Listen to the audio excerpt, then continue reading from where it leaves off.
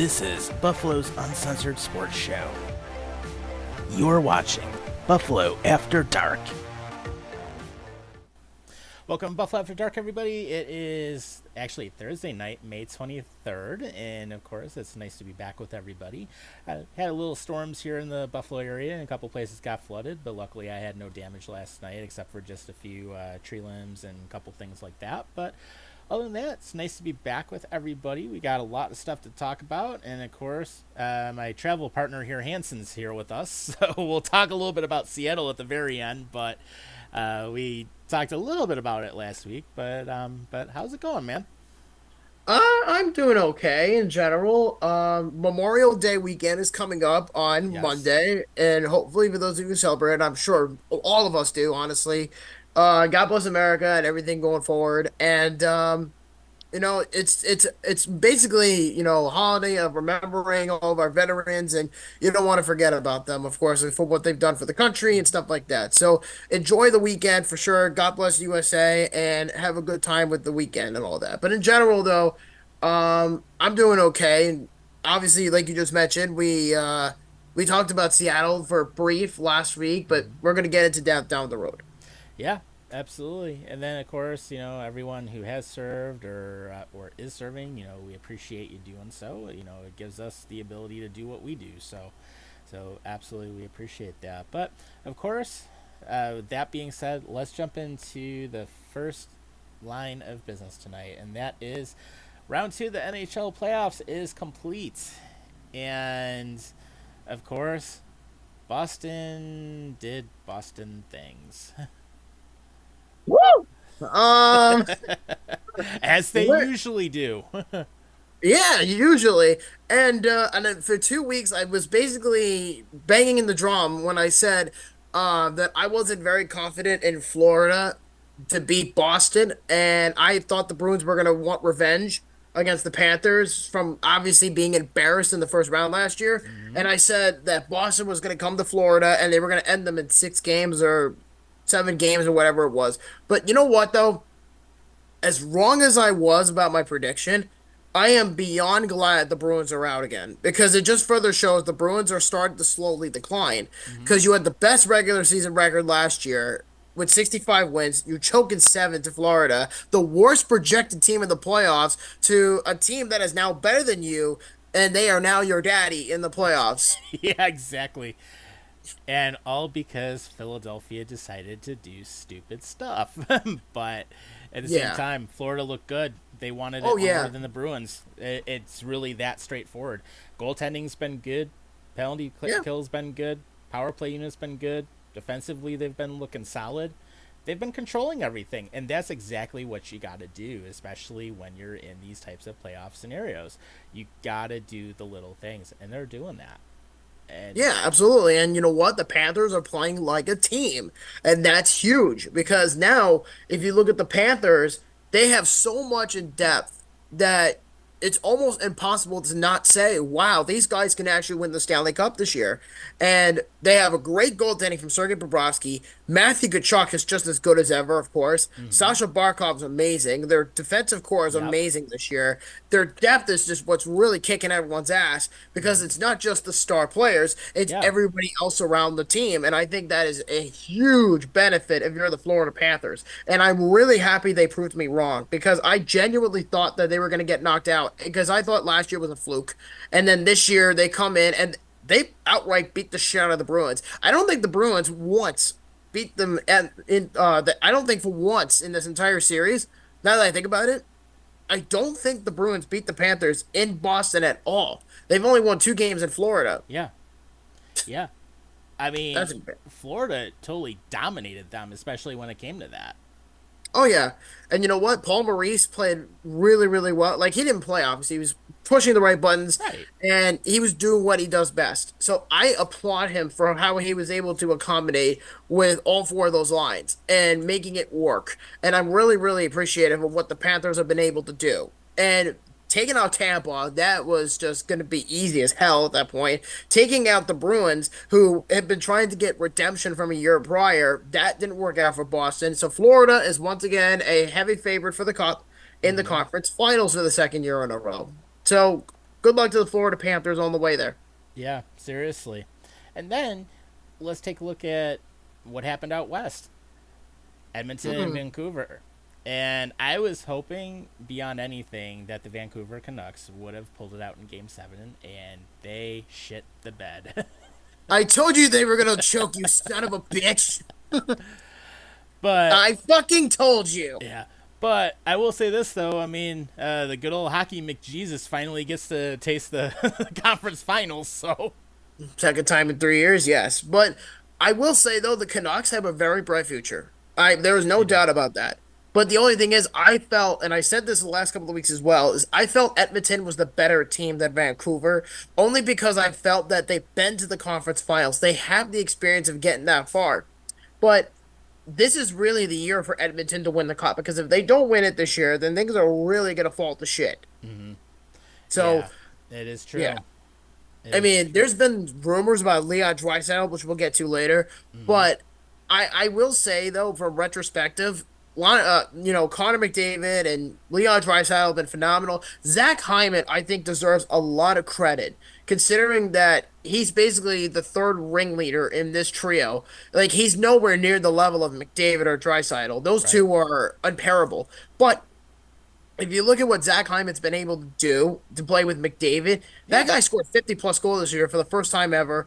And on top of all that, he's been really performing in the playoffs, which is great. But I also want to give a massive shout out to the blue line. I want to give a shout out to like Evan Bouchard or Cody Ceci of all people. Mm-hmm. And I think that the blue line for Edmonton has been solid, and I think they're the only team in the playoffs this year that have more than multiple defensemen score three or more goals in the playoffs this year. And I think CC is one of the defensemen to actually be on that category. It's very true. It's very true. And then let's take a look at what else happened. Going back, staying out west, Dallas and Colorado, and that was a really fun game 7 to watch.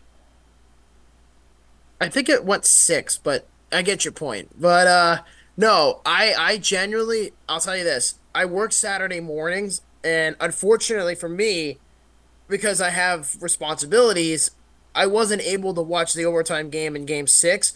I Mm-hmm. did see the goal though in double overtime thanks to Matt Duchene, who That ends the series for was the a good Stars. goal.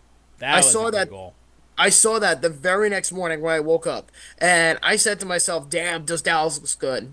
They Yeah, look really good." they really do. And you're right, it was game 6. I was like looking at my notes. I'm like, holy crap, why am I thinking game 7? But then Yeah. again, you go into 2 overtimes, you literally are at a game 7 at that point, I guess, if you think of it that way, playing like 20 plus, 20 plus. But in either case, I mean, Deshane's goal was great. Dallas, they are going to be a tough team out west. They're Oh, going to be without a a doubt. very tough team. And Ottinger, hey, he's just playing lights out. I mean, some of the Oh yeah. saves he had, especially in game 6, were absolutely crazy. And there was one that was like a Hashik like save that I can basically mention. It was like somewhere in the third period, I believe. But that being said, Dallas's offensive, I mean, they've got all the right tools right now, and they've got so much depth that, I mean, it had Colorado been able to match it, better, it could have gone the distance. But I mean, Colorado, they've got a lot of good things to look forward to. Dallas is just on fire right now. They got hot at the right time. Oh yeah, they did. I mean, again, like the Panthers, I think the Stars are very loaded on depth. I mean, you have guys like Joe Pavelski, Tyler Seguin, Jamie Benn. I mean, Wyatt Mm-hmm. Johnston, who I mentioned a few weeks Yeah, ago. Deshane, who we talked about already. Yeah, and then you have Jake Andre playing lights out, and then you have like Radek Faksa, you have Miro Heiskanen, you have Chris Tanev. The Dallas Stars are a very good team, and there is no question with how good they are this year. Yeah, And they you know could what? win the cup, They realistically. definitely can. And the funny thing is that they're so stacked. I didn't realize how good they really were until like this year. Like I always knew the Stars were good, but Mm-hmm. I didn't think they were that good, if that makes any sense. Yeah, like the way I looked at it, I always thought they were more of like a dark horse team. Where I mean, I knew they were good, I just didn't know how good they were. And then looking at what they did last year, and then looking at how they seem like in a lot of ways, like the impression I get with them, is that they seem to be an under the radar team, but yet they for all intents and purposes, like Rick Jenneret would say, they're scary good. Oh yeah. I mean, the Stars are just like they're flying on the ice and they're incredibly fast. I'll say Yeah, that. They they are are. a fast skating team. So Mm-hmm. there is no question about the Dallas Stars. I think though that they're good enough to me, and I mean they deserve to be where they are. They're in the Final Four for God's sake, Yeah, and I think that they deserve a lot of credit for that. I mean, Pete DeBoer for some reason has turned into the second coming of Lindy Ruff. Like that's yeah. insane. And the Dallas Stars now have made it to the conference finals 2 years in a row. And I think Mm-hmm. last year, if I remember correctly, um, they lost, I think, in 6 or 7 games to Vegas the year prior. And then this year, they have no real competition. I mean, yeah, you could say McDavid and Draisaitl, but the Stars to me are loaded on Yeah. talent. They have enough talent to get to this point. Yeah, and we'll cover it with some of our predictions coming up. But well, actually, let's go ahead and let's talk about Carolina and New York real quick, and then we'll go into predictions. But yeah, the Rangers versus Hurricanes. Yeah, that's no surprise. I hate life. Hey, at least Florida whooped their ass in game one. I get that, but still, I hate the Rangers, man. You know that. Right? No, I know. But I will say though, it pains me to say this. The Rangers are really freaking good this year. Like they are stacked from top to bottom. Like they have a lot of older guys on the team, like Mm-hmm. Mika Zibanejad, Artemi Panarin, Chris Kreider. These are guys that have been around for a Great long time. players. Oh yeah, definitely. But I feel like the big thing about this whole team, to me at least, is the structure of Peter Laviolette. Because every single team that Peter Laviolette has ever coached, aside from the Islanders and the Caps, he's taken them far. I mean, Yeah. he won a cup with the Canes in 2006. He went to the cup with the Flyers in 2010. He went to the cup in 2017 with Nashville. And Mm-hmm. then now yeah, possibly going to the finals this year with the Rangers. But again, we it's so hard to predict, and he deserves a lot of credit. He's a good coach. Yeah. But I will say though, Igor Shesterkin has really been like the Ooh. Berlin Wall of the situation. Like he's basically the wall that separates Poland and Germany in this situation. Yeah, going back to the old World War II days, Oh East yeah. Germany and West Germany. But Yep, but except it's not the Berlin Wall, it's the Russian Wall. yeah, Considering that Igor Shesterkin has turned into a brick wall. oh, he's a solid goaltender. In fact, here's one of the things. We'll go into some predictions here in just a moment. But if it were to be the Rangers and the Stars, that those two goaltenders going against each other, holy crap! Well, I mean, it wouldn't shock me because I was the one that picked the two of them to go to the finals this year. I did predict the Dallas Stars and the New York Rangers to go to the Cup this year, but I did say that if I mean, I'm hoping I'm right about this, is I hope that Dallas wins the series in seven if they meet. But Mm-hmm. we'll see what happens throughout the rest of the playoffs because the Oilers Stars game is going to be starting in about 10 minutes. It's game Yep. one of the conference finals, and the Rangers and the Panthers already played their first game, so let's get right down to it. Yep, absolutely. So let's talk about predictions and basically with what we got going on. Obviously, it's round three, so Yeah. Florida and the Rags, Oh boy. and all I can say, I hope Florida takes it in six. I really do. I agree, but here's the thing though. I want Florida to win as much as the next guy, but in terms of a prediction wise, I have to marinate in my bed and I have to sleep in it. And I stand by it. It is I predict the Rangers to win the series in seven. And Okay. I'm not going to say that Florida is a slouch team because they are far from slouches. But I just think that the Rangers right now on paper have a better team offensively than Florida. Mm-hmm. Defensively, okay, maybe Similar. Florida. Yeah, but I think if the Rangers are going to really steal the series, it's going to come back to Igor. That's really what it's going to come down to because Sergei Bobrovsky has a ton of experience already, and Yeah, he knows what it takes. He's yeah. been He's been there and he's done it. yeah. So I hope Florida wins, but I think the Rangers win the series in seven. Okay. Yeah, and I'm thinking, in this case, I'm just to look at it on the other side. I think Florida. I think they can handle it with the goaltending. I think defensively they can step up.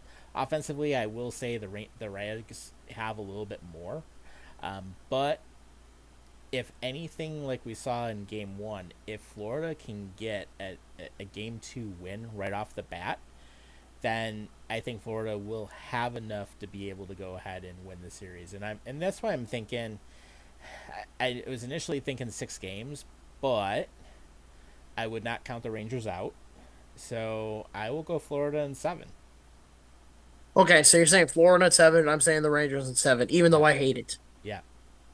Oh God, I hope you're right, man. I really hope I'm wrong I here. I hope so too. For this case, because I don't want the Rangers going forward. But I don't want to see the Rangers winning a fifth cup. Okay, I don't yeah, want to see I because don't because either. you know me, I'm also another fan. I don't want to see Ranger fans or even the Rangers winning the Stanley Cup and lifting the cup in over in Times Square. Mm-hmm. Okay, I don't want to see that this I year. don't blame you. I don't blame you. But It's like then, if it would be yeah, the equivalent. It would be the equivalent of the Bruins winning the cup again. mm-hmm. Yeah. And if anyone's wondering why I'm looking at my other screen, I'm actually watching a live tornado out of Oklahoma City. So if anyone's watching us from there by any chance, stay safe.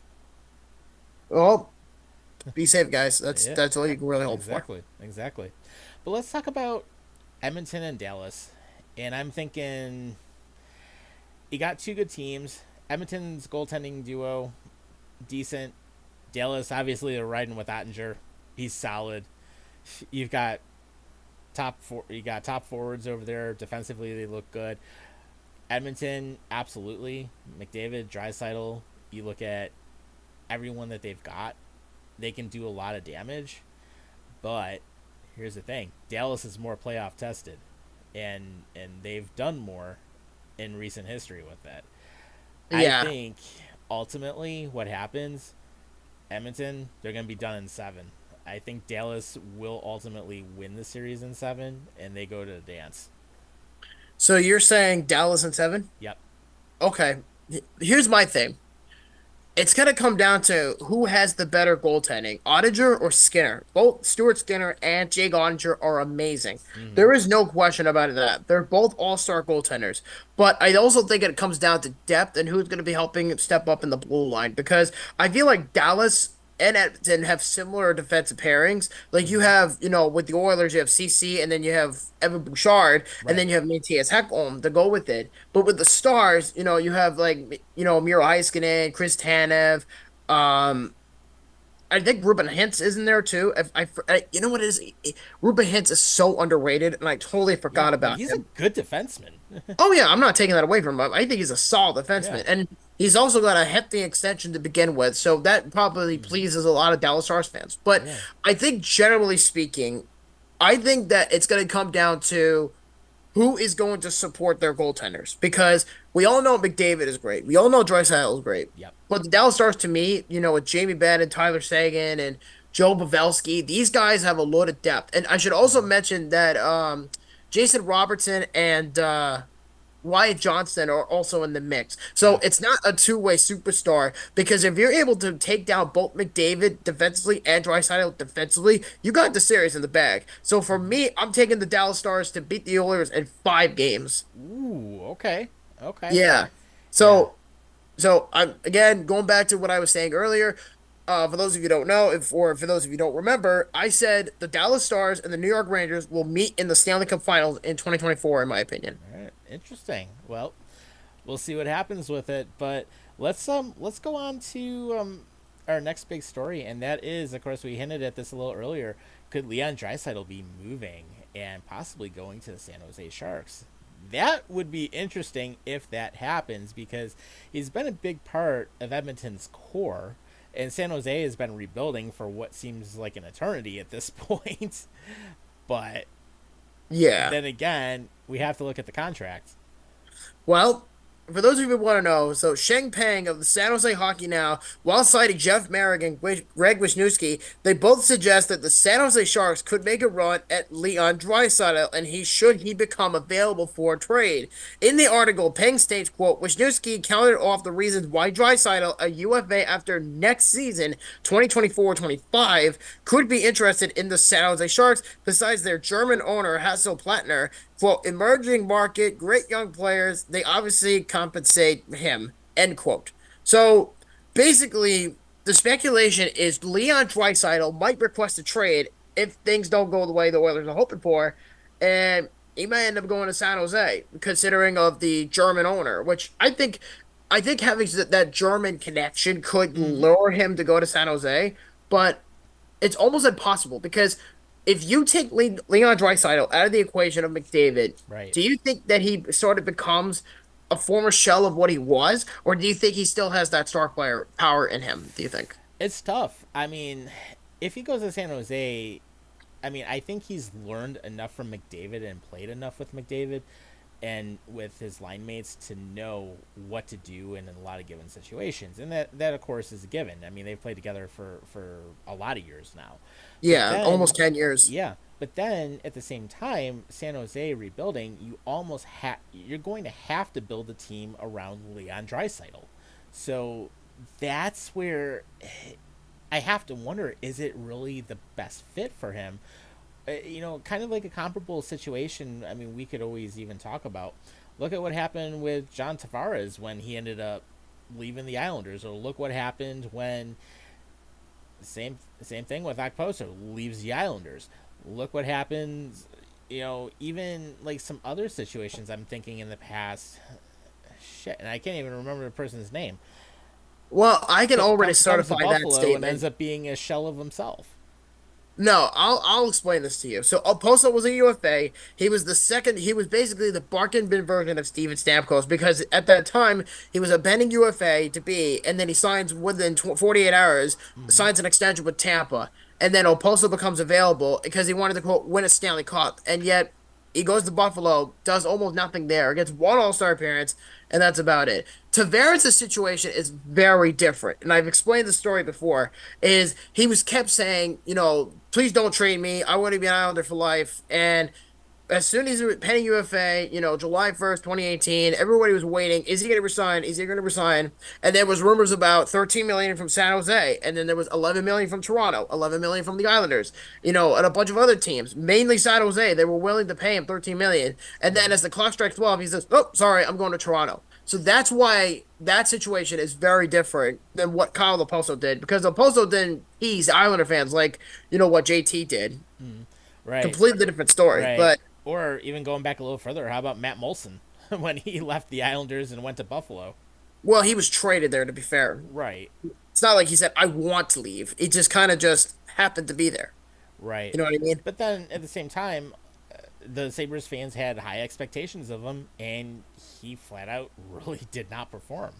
No, and I knew this when he got traded. I even said to you, and I said that Molson is going to be nowhere near the production of what he was with Tavares. And I said that to you when Mm-hmm. he first signed there. And I said, even when he got traded, that was what I was expecting. And then when he resigned his contract to go back to Buffalo, I said, what are you expecting that's any different? I knew that was going to happen. Right. And So basically, he didn't show up. yeah, but you're also talking about a bona fide superstar that's played with McDavid for so many years, Mm-hmm. and yet here he is. He's on the verge of becoming a UFA, and he might get traded to San Jose. Right. But if the Sharks need the money and they need that star player, he's perfect because he Mm-hmm. would actually play on a line with Logan Couture and maybe Macklin Celebrini. Because if you look at the San Jose Sharks current roster as of this offseason right now, before Mm-hmm. July 1st, they have guys like Justin Bailey, Alexander Barbanov, Thomas Bordeleau, Ryan Carpenter, William Eklund, who's still young. He's like 20, 21. And then you have Logan Couture, you have Mikael Granlund, Mike Hoffman, Luke Cunnin, Giovanni Smith, Nico Sturm, Philip Zadina, Fabian Zerlin, who came in from the Timo Meyer trade. Mm-hmm. Then you have guys like Kalen Addison, you have Matt Benning, you have Mario Ferrero, Jan Ruda, who I believe played for Tampa Bay all those years ago. And then Mark-Edward Vlasic, who Pickles is so, or unless I'm thinking of something else, he's still around, but he's like ancient at this point. And Mm-hmm. then you have guys like Mackenzie Blackwood, Vitek Vanacek, and ex-Buffalo Sabre misfit Devin Cooley. Yep. And of course, we know how Vanacek panned out in Jersey, which Rob had a few little breakdowns with him, but He did. He over did. time. But he did. But I will say though, is the San Jose Sharks need a face of the franchise player. So I think for Draisaitl to go to the Sharks and then have Macklin Celebrini be in this conversation with Logan Couture in the end of Mm-hmm. his prime, I think that's a good mentorship.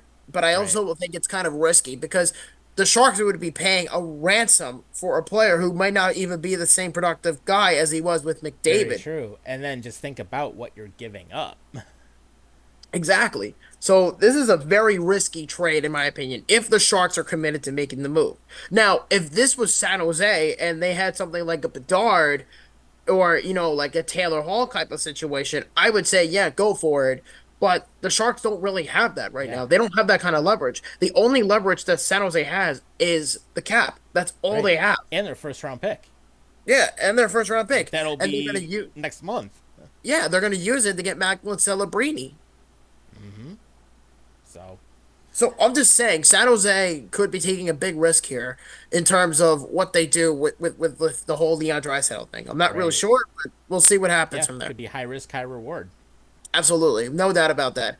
And speaking of trades, did you see the trade that happened on Tuesday? Oh, yeah. So, Nashville and Tampa decided to do a little deal, and that sees Ryan McDonough going back to Tampa.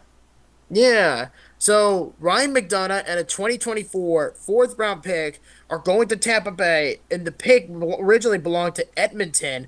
The Mm-hmm. Nashville Predators are getting a 2025 second round pick and a 2024 seventh round pick. So I think with 2 years left on his current deal, this is a depth move for Tampa at this point Yeah. because I feel like now Ryan McDonough may be 35 years old, but he's at the point now where I don't even know what to think of the guy. Like he's still a stellar defenseman. I'm not taking anything away from him, but it feels like to me he's not what he used to be. Right. He's more of a depth piece, if anything, now.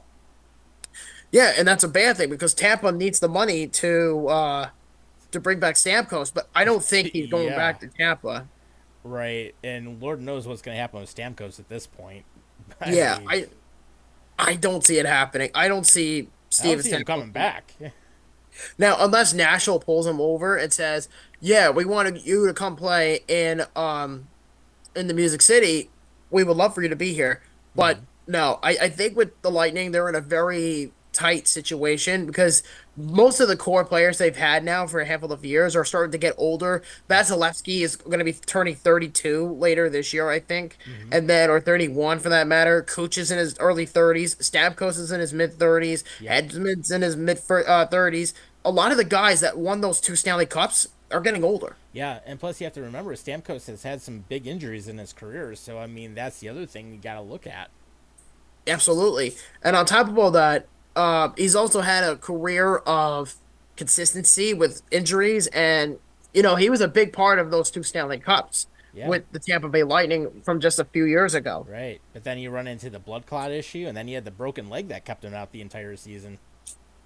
Yeah, that's not a good resume. And yet he wants to be demanding $8.5, $9 million again. Like, come on. You're No, not going to get that with the Lightning. no. I mean, I don't see him getting it. I don't think so either. I mean, I think if anybody's willing to give him a shot, I think Nashville would be perfect. Hmm. Yeah, I mean, he'd be a nice complimentary piece for them. I He mean, would be. help him get a little bit of edge on him, but I don't know Yeah. where else. But that being said, we did have some changes at head coach, and of course, one of the big things that we were thinking last week is Craig Berube possibly being the next Maple Leafs head coach. Well, that officially has happened because he has signed the dotted line. Yep. And another one also came out to be that I also mentioned was former Toronto Maple Leafs head coach Sheldon Keefe has officially been named the new head coach of the New Jersey Devils. Yep, and on top of that, anyone thinking Rod Brindamore was going to be moving, he ain't moving. He's staying with Carolina. Yeah, and I think it's a 5-year deal that he got with Carolina. I'm pretty Wow. sure. Yeah. Yeah, it's a multi-year deal from Kevin Weeks. He said originally it was a multi-year deal. When you usually hear multi-year, it's probably about 3, 4 years. Yeah. This is a 5-year deal for Rob Moore. Yeah, that's pretty crazy. I mean, and he's been a good coach for him, don't get me wrong. But I'm very interested to see what Sheldon Keefe does with the Devils. Oh yeah, Actually, actually, if Rob were to get his ass on the show one of these days, I would love to hear his take about it. I think he would say that he would be very ecstatic because I think that was one of the coaches that he wants on the Devils.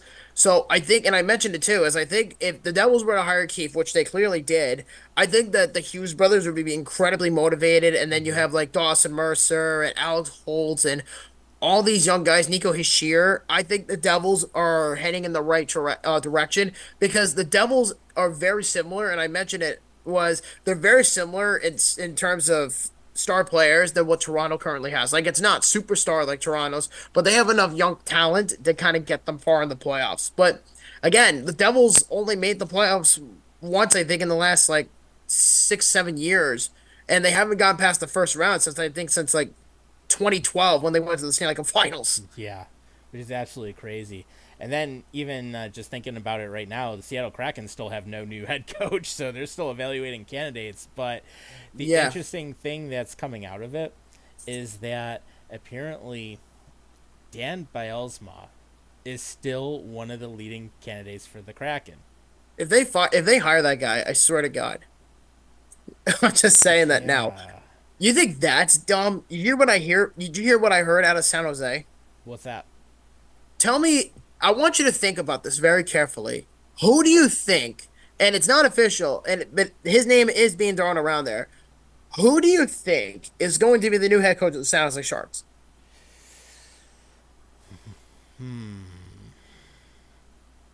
Trying to think. Because I have a name in my head, and here LeBron himself said it the other day, and I'm just like, holy crap, don't even try it. Any guesses? Let me think a moment here. The only answer, the only hint I'm going to give you was that he was in the Joe Thornton trade from almost 20 years ago. Jesus.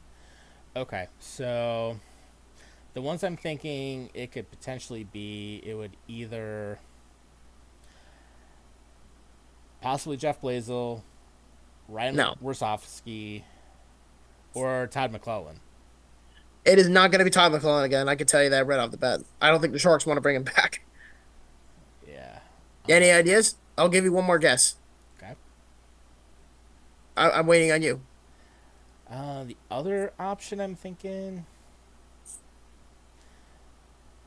I mean, I did see this on a site called Fear the Fin where they were mentioning Marco Sturm.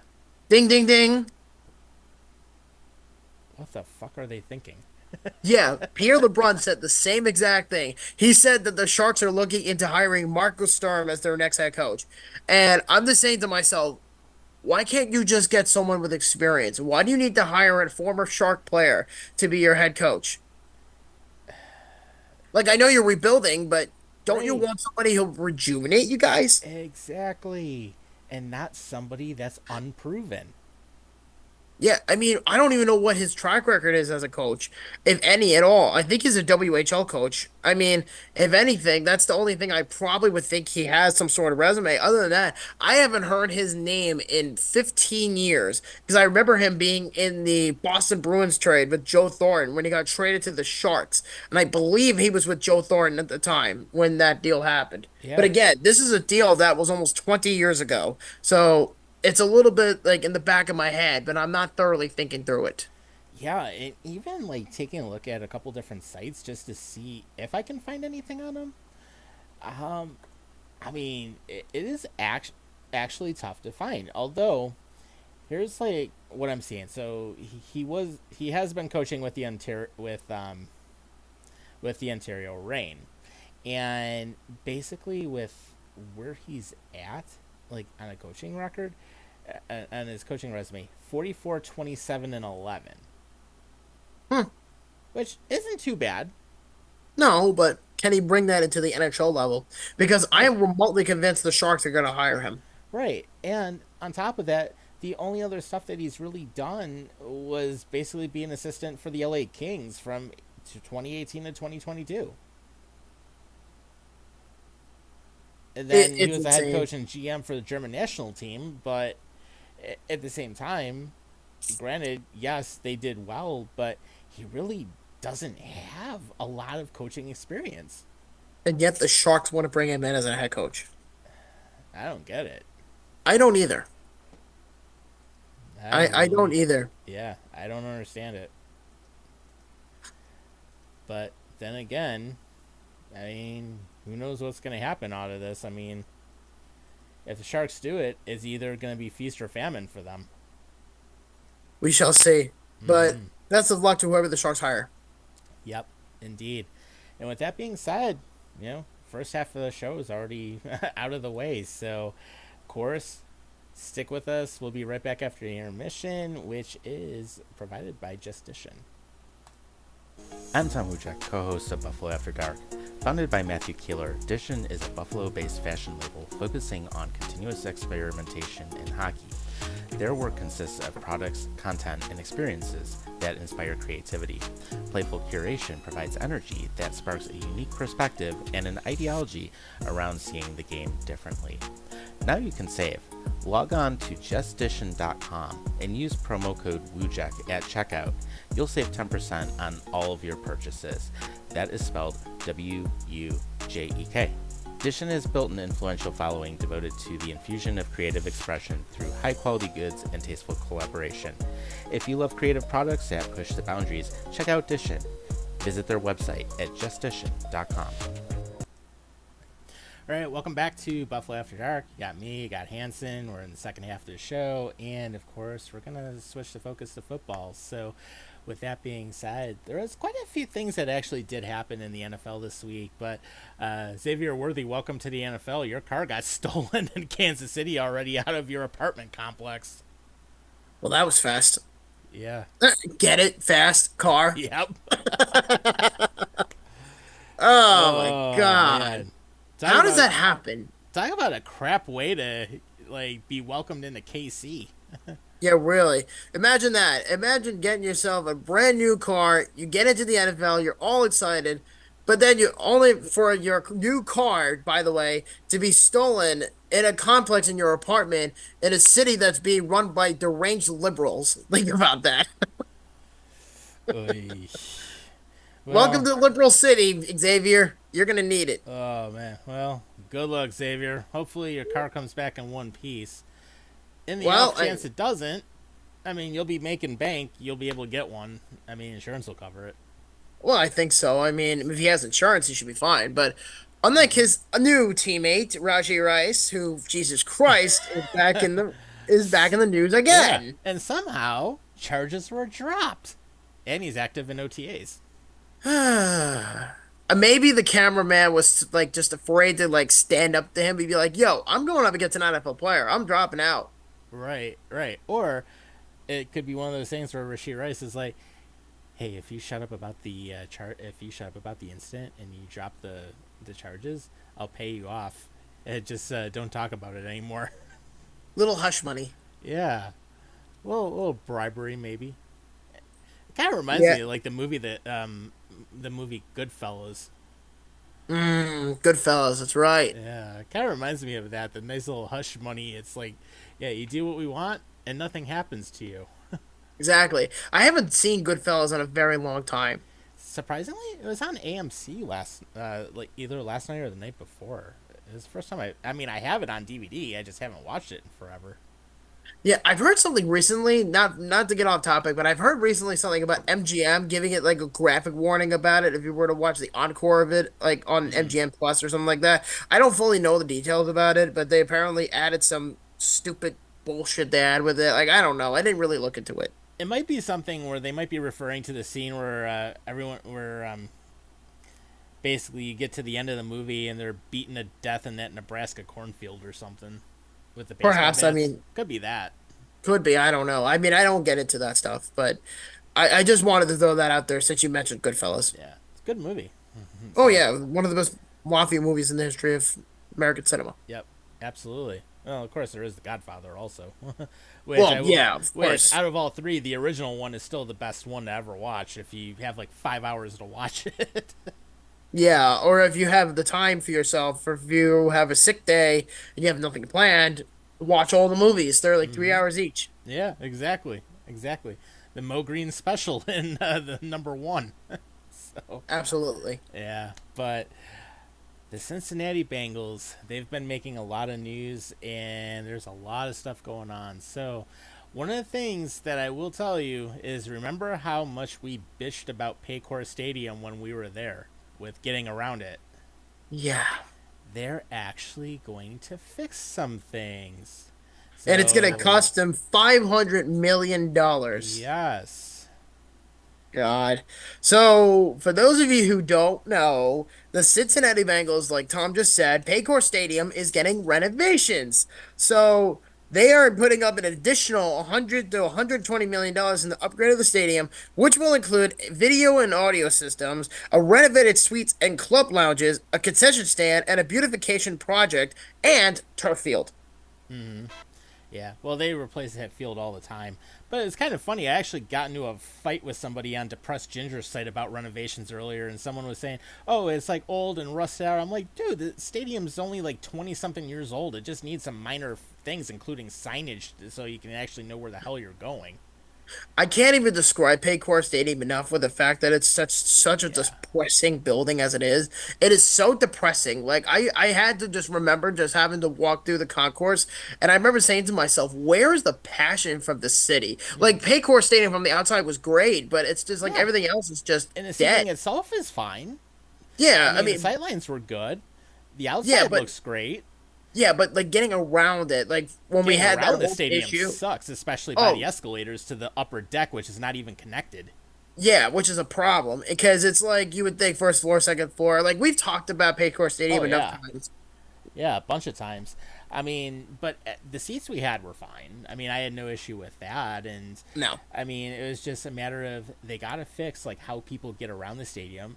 Actually, put up some damn signage to tell you where to go and where the sections are, and maybe add a couple things here and there. But they don't have to do like the whole like renovation and like whole like big scale like new stadium or anything like that. And it was kind of funny that when I got into the fight with somebody on Depressed Ginger's site, it was basically the guy was. I even told him it's like it's not old and rusty. It opened in the early 2000s, and I even said if you upgrade such a signage, adding escalators and improving areas with a lot of people moving around would be good to see. And then basically what happens, he ends up coming up with this point, and tell me how stupid this is.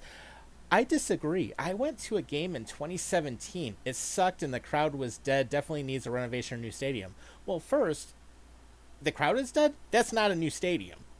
I mean, new stadium's not going to fix that.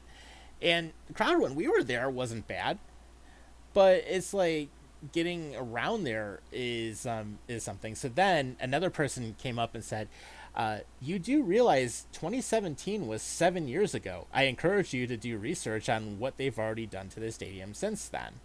So then someone else also commented to that guy, "Clearly you haven't looked, and that's not my issue. They literally added stuff last year. Please know what you're talking about." So then the other thing that so then the guy comes back. He's like, "Oh, all they did was change the name of the stadium, which doesn't count as adding stuff." And then I even put in there, I was there in 2023, in November 2023. It doesn't need a massive redo. Some improvements, yes, but not to a level of needing a new stadium by any means. And then the guy says, "Oh, it needs a roof. Cincinnati weather sucks. Just an old stadium, preferably a new stadium." So then I answer back, and then I basically said two things. One, it does not need a full roof. Want bad weather? Go to Lambeau in the middle of winter where the Packers play and they have no roof. Even the Bill Stadium won't have a full roof, and weather in Buffalo is worse than Cincinnati. Why? The fans thought a roof would take away from what football is supposed to be, and that's played in the elements.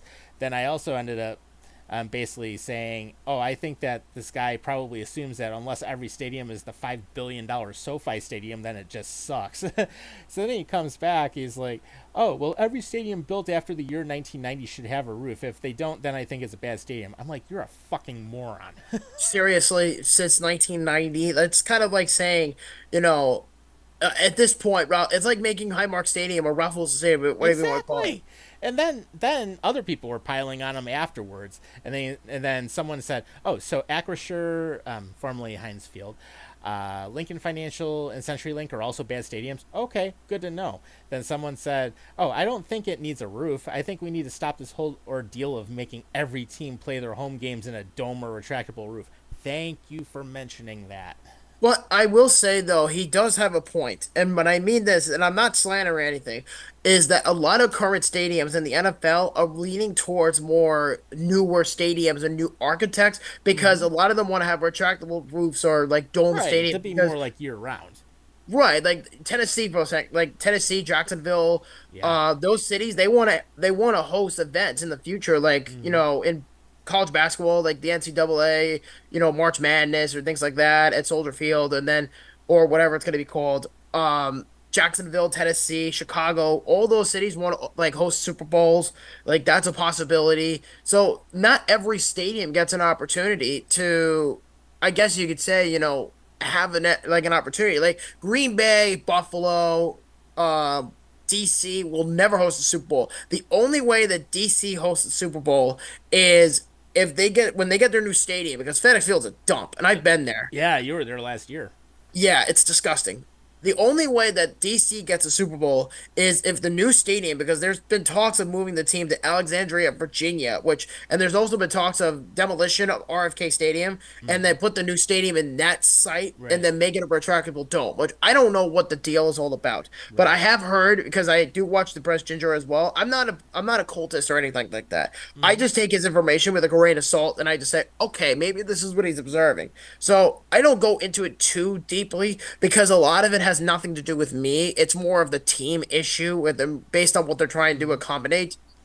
Yeah, and I will say, and I don't endorse Depressed Ginger's page. I mean, he posts what he wants, and that's all well and good, just like we do. And I think there are some posts he has where he doesn't research anything ahead of time. But no, this guy who is posting, I just think was a total idiot with like a lot of the stuff that he was coming across. And it's like, okay, well, if every stadium since 1990 is bad, then you're basically or everything after the year 1990 should have a roof. Well, guess what? If you're saying that everything should have a roof, otherwise it's a bad stadium, I mean, come on. Some of the best stadiums have no roof. And think about it this way: Seattle, they purposely did not want a roof. They did do an overhang, which actually our seats, which we'll talk about later, are actually under an overhang. But think about it: how their current stadium is louder than the old Kingdome used to be. Yeah, I've never seen any clips about the Kingdom, but I've heard a lot of Seahawks It fans was a talk about dump. it. Yeah, I mean, it is a dump. I've seen like the revenue and all, like the venue and all that stuff, but Yeah. like not to be alive for it is what I mean. Like Lumen Field is a Hmm. completely different beast in comparison. But Yeah. as far as like Lumen Field, it's not like you were saying, it's not an indoor stadium. It's not intended to be an indoor Right. stadium. It's just the outskirts of it, like the Hmm. little Yeah. Just it's barrier. mostly covered in the seating, but it's still open air and it actually does its purpose well. They use it for soccer. They use it for football, They do. and I mean, who else can claim that they actually set off an earthquake when they had what they called the Beast Quake when Marshawn Mhm. Lynch had that run?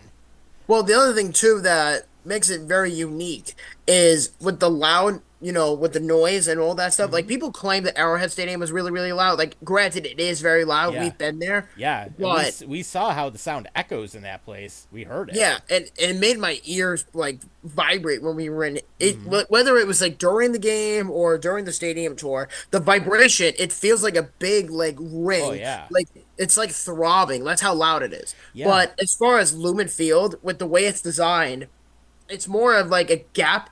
Like again, it's an outdoor stadium technically, but the stuff that's carrying it in between the outskirts of the venue, Hmm. it bounces the sound back down, so that way it makes it louder, Yeah. across the stadium. I would not be shocked one bit if my ears start to bleed out when we go to Seattle in Right. October. Or once the new Highmark Stadium opens here in Buffalo, I wouldn't be surprised if we have a similar effect with that because the overhang is going to go across the entire stadium. Well, yeah, I mean, we really don't know that yet, but Yeah. I wouldn't be surprised either. But again, because it's very funneled, it's probably why a lot of the sound would be coming back down. It's not going to be anything like that for sure, Hmm. but I am excited to see Lumen Field this October. Well, we'll get into that a little bit later. Yeah, for sure. But no, it's one of those things like just the argument. Oh, if your stadium has no roof, it sucks. No, that's not the case at all. So Yeah, Green Bay sucks and Arrow and Kansas City sucks. Thanks for yeah, your it's argument. basically what he's saying. Yeah. Well, I will tell you. I mean, Arrowhead, good stadium. They've done a lot. Even though it's an older stadium, and Lambeau is like the freaking holy shrine of football. Soldier Field was like that, but that's getting torn down pretty soon because the Bears Well, are getting a new stadium. yeah, depending on where they put it, but at the same I would think time, Arling, I would think Arlington Heights at this point. Yeah, although Chicago wants him still, but then it's like, oh well, you'd have to do another like tear down of Soldier Field after they already rebuilt it in like 2003 or whenever they built it. But yeah, I'm not sure. which the current stadium that they rebuilt there is a fucking disaster. So, but in either case, then of course he's like, oh well, Cincinnati has bad weather a lot, so they should play in a dome. No, they don't. No, No, no. it was what, maybe 45 degrees when we were there. We were Where fine. in Cincinnati, Cincinnati? yeah, it was fine. It was all right. I mean, it was a little cold, but it wasn't that Yeah, cold. a little chilly, but I mean, simple. Just throw on a layer of Under Armour, long sleeve and a jacket, and you're fine. Well, we were in the Midwest of the United States. Right, We weren't in like Seattle or Colorado or right. Utah Or you're where it not in snows like all the Cleveland time. when you get like a snowstorm in the middle of winter, or up here in Buffalo. So, Right, which makes a lot of sense. right. But But as yeah. far as the Bengals, T. Higgins has been in the news as of Oh late. yeah. Yeah, so for those of you who want to know, and this came out on Monday from Adam Schefter, he said Bengals wide receiver T. Higgins still has not signed his franchise tender and is not expected to be by next week. For a source, this would make him ineligible to report back to the Bengals in time for their organized team activities next week, and Higgins cannot rejoin the team until he signs his contract. Countdown's on until when he gets traded, or if he decides to sign somewhere else. Yeah, I should also mention that T. Higgins will not be subjected to fines from the Bengals for skipping offseason programs since he did not sign his franchise tag. He's no different than any other assigned player in the history of the league, according to Sport Track. The Bengals have until July 15th to work on an extension. Otherwise, they have no choice to either have T. Higgins sit out or get traded. Yeah. Well, and one of the big things, a couple articles are coming out saying, "Oh, well, the Bills should go after T. Higgins." Well, you can't because you have all the dead money from Stephon Diggs. Well, they're also getting 10 million next week. True. Next Saturday, they're getting True. $10 million. Yeah. So I So mean that maybe it could help potentially, Yeah, but but I'm not saying that they shouldn't. So maybe with all these wide receivers that the Bills have been getting, MVS or Chase Claypool or yeah, maybe throw anybody for one of that them matter. up on the trade block or something. Yeah, exactly. And plus you have picks that you can use. Mm-hmm. But Cincinnati's going to ask a lot in return for Higgins. Yes, they are. So they will. And I mean, that's the play. That's the game you play. You play hard to get. And Mm-hmm. that's the price. That's the business. And Trey Hendrickson, same thing. He requested a trade during the draft. So both Yep. Higgins and Hendrickson are both wanting out at Cincinnati.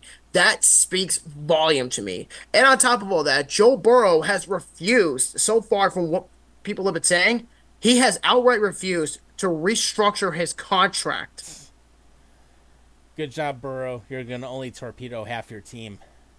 Well, I mean, when you're the highest paid quarterback in the league, then Yeah. chances are that's what you're going to be doing. Which But he shouldn't be the highest paid anyways, but you're right, but the Bengals are competitive when he's healthy, so I can't take that right. away from him entirely. True. I mean, they did kick our ass when we were there in November.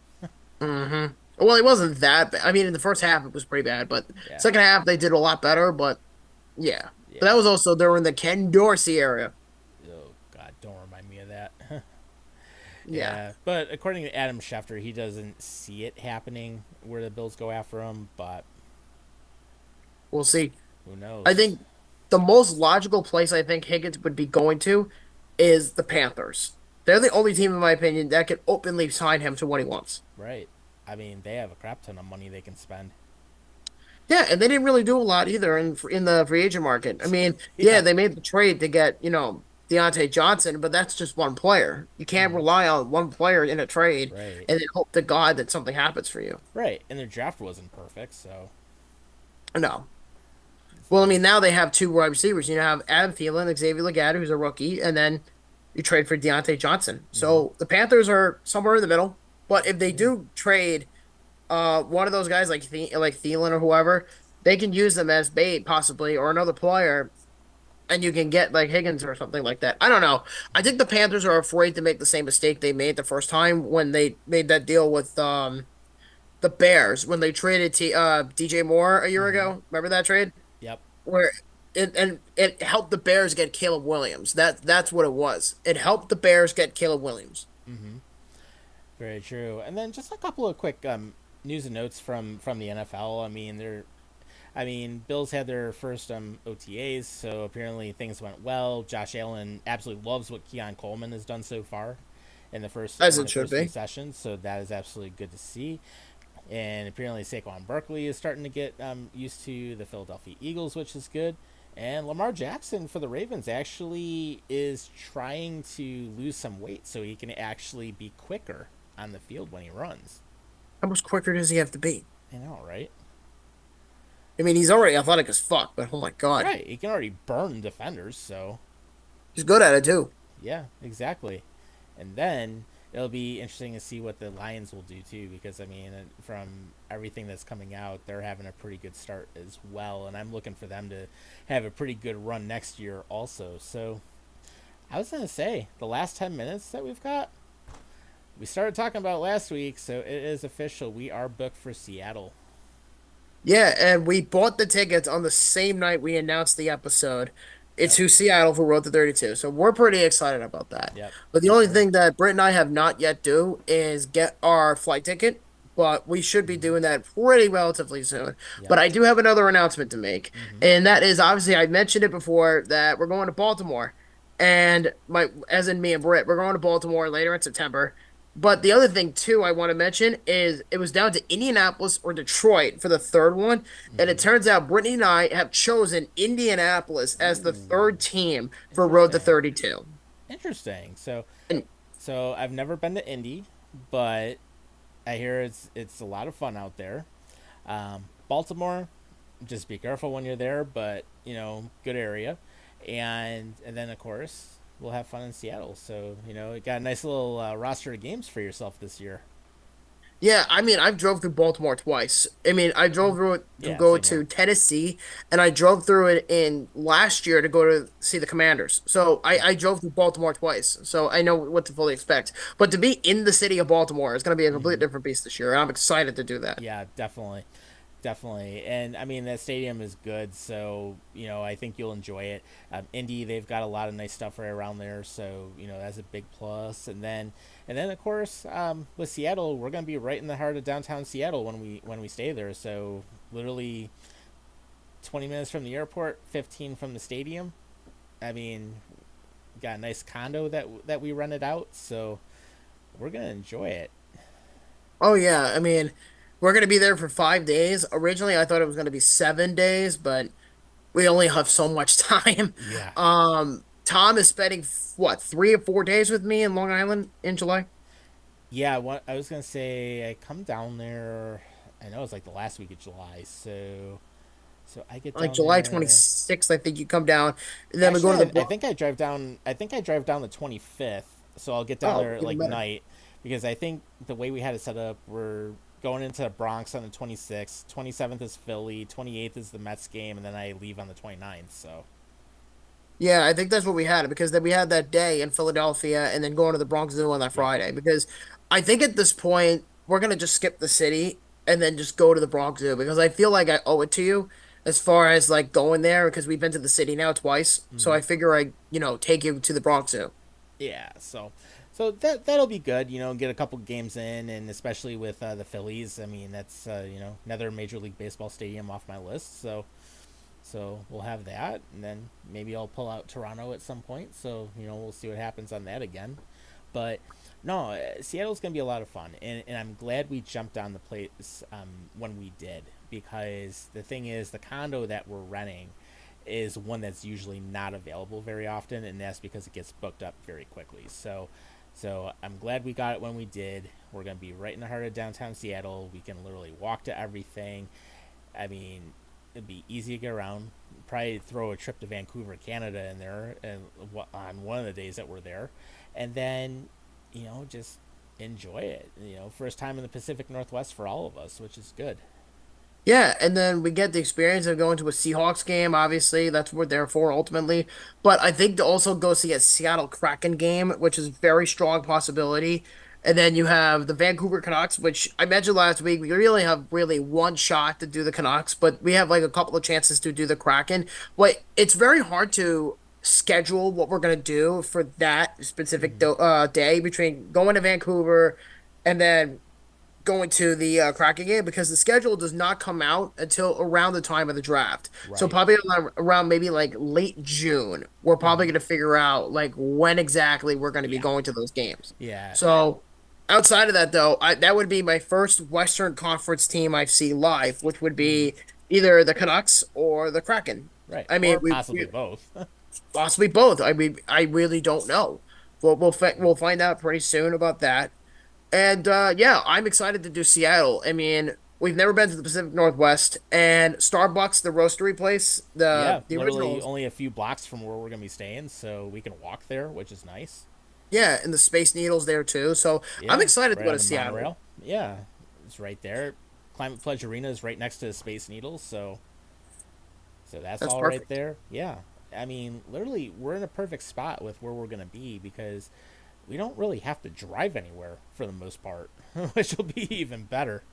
So, Yeah, I think it's going to benefit us a lot, but I think with just driving to Vancouver, I think is going to be a real big benefit considering that we're going to need to use it to get there either way. yeah, So I think that it's going to take us a while to get there, but we'll figure it out yeah, for the rest of it, because you, me, Brent, and then of course the person that's coming with us this year, his name is Patrick Musselman. Now, Patrick is a friend of ours that we've known now for about 6 years. something like that. 6, 7 years, yeah. And he is basically deaf. He's basically impaired in hearing. He's hearing impaired. So we don't really know sign language, and I haven't took sign language in 20 years. So it's going to be a little bit of a challenge for me to understand what he wants, but we'll figure it out from there. Yeah. So, it's just still have a good time either way. I know he'll enjoy it. We'll enjoy it. It'll be a good setup, and it's a nice arrangement overall. And plus, with where we'll be, we'll have a rooftop patio we can go to, and hang out, or we get the nice little fifth floor view, so that'll be good. And just literally, we're right on Puget Sound basically, so literally we can walk right down the street to Pike Place Market. I watch them throw the big ass fish right off the boat. You just want to do that so bad, don't you? I want to see them throw it. That's what Fuck they're yeah, known dude. for. I totally Yeah. would too. And I want to get a good cup or bowl of chowder when I'm there. So, because they do have a chowder place that's actually really good. And they open at 7 a.m. for breakfast, even. Oh, The market. They open as early as 7 a.m. that's early. Yeah. And, Now, and literally, the street we'll be on, we can just walk right there. It's like eight now blocks.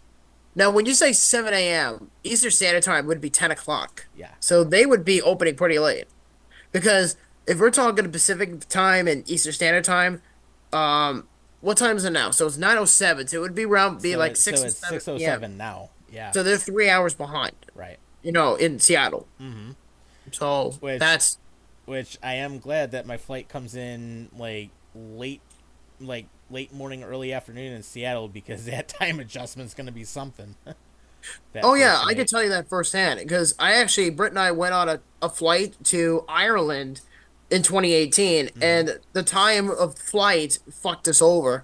It was a 5 hour flight from Long Island, or just in New York in general, to get to Dublin. Time zone was a huge factor for us because we got there at like 8 a.m. in the morning, but yet it was 8 p.m. when we left, or 9:30 in the evening when we went to Ireland. But we didn't get to Ireland exactly until like 8 o'clock in the morning, and we were so fucking tired, dude. Like, I Mm-hmm. remember just taking a nap at the hotel around Right. like 3 o'clock in the afternoon because we were like introduced with our tour guide, and they're like, "Hi there, guys. We're going to go on a grand tour of old Ireland." So the next thing you know, me, Britt, we're just hanging out, Mm-hmm. and our hotel it says, "Welcome, Mr. and Mr. Robert Hansen." And I Right. said, "That's cool." And then, kaplunk, I basically just go right to sleep, You and just that was pass it. out. Yeah. Yeah, exactly. I mean, dude, like I said, the whole thing just fucked me over with the time zone. So Right. really, I'm expecting almost the same thing with Seattle. Yeah, that's what I'm guessing is going to probably happen. But I'm just glad about the fact that both my flights, the one there and the one back, are both 6 a.m. flights. So I'm like, all right, I can get out of Buffalo early and I can get out of Seattle early. So, Hmm. and actually make it back to Buffalo by around 5:30 Eastern time, which is not too bad. Right, And and then I'll it's probably gonna pass the fuck out when I get back. So, Yeah, absolutely. And you know what? There's gonna be, I'm sure you'll probably meet us at the airport, or you're just gonna meet Yeah, us at the hotel. right. We'll figure it out. We'll Or we make get it. there around the same time, depending on how the flights come, or depending if I get there early enough, I just depending on time frame, I either just hang out right around there or do whatever. So Right. we'll see. But it'll be interesting though. It'll be fun. I mean, I've been in the Northwest before, but not in the Pacific Northwest. So I mean, the closest I got in the Northwest was Idaho. So Yeah. I and that mean, for was like me, 20 years ago. yeah, I remember you were telling that me last week. I think you said your dad lived in Idaho. Yeah, I did for a while up in Boise, and I remember going up in the mountains and did some horseback riding and some different things, trout fishing. Remember Arrow Rock Reservoir, where it's all the ice water from the bottom of the dam at the beach, and like cold as hell going in there, where it's only like 30 something degrees, but felt good on a sunny day where it was like almost 100 out. So, but yeah, that was my polar bear plunge once and one and only. So, It is what it is, buddy. it is, but I can say I've done it, so that's what it was. But no, it'll be a good time. It'll be fun to do another big trip like that, and get to see somewhere that we've never been. So that's a big plus, and we'll give a shout out first and foremost. National, you got us a car again, which is good. Delta, thanks for hooking us up on the airline, and we're looking forward to it. Without a doubt. So yeah, with that, I don't really got too much else to really say at this point. So we're just gonna do like we usually do. We'll enjoy it, but in the meantime, we always appreciate you guys hanging out with us. And with that being said, hey, take care of yourselves and each other. We'll see you next week. Peace.